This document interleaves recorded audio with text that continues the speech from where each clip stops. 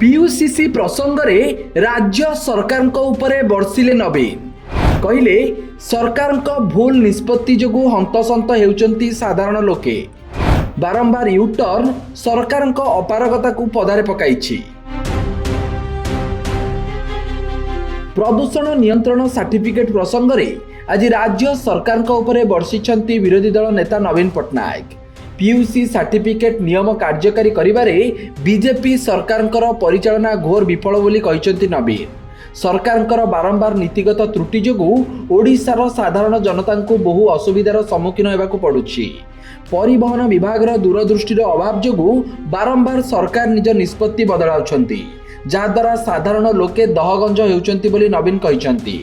आज निज social media रे नवीन लिखिसंती, बिना कौनसी पूर्व प्रस्तुति रे सरकार प्रथमे घोषणा कले जानुआरी 1 रु नो पीयूसी नो फ्यूएल नियम लागू हेबो। सरकार को हठात घोषणा जोगु राज्य सारा प्रदूषण परीक्षा केन्द्र गुड़िकरे लंबा धाड़ी सहित लोके दहगंज होइतिले। आवश्यक भित्तिभूमि नथिबारु लोके हैरान हेले। जनसाधारण को आक्रोशर सम्मुखीन होई सरकार अनेक थर यूटर्न नेबाकू बाध्य हेलेनी।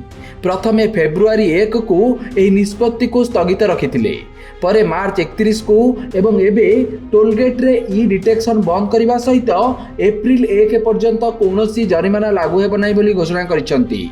बारंबार नियम रे परिवर्तन परिवहन विभाग संपूर्ण विफलता को पदारे पकाइछि।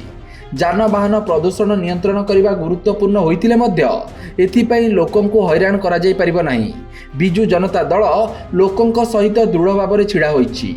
ए भूल परिचालना विरुद्ध रे बीजेडी प्रतिवादर स्वर शाणित करिछि।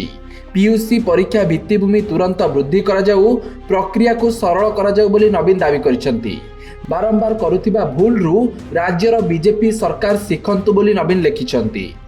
Bureau report, Satyapath news.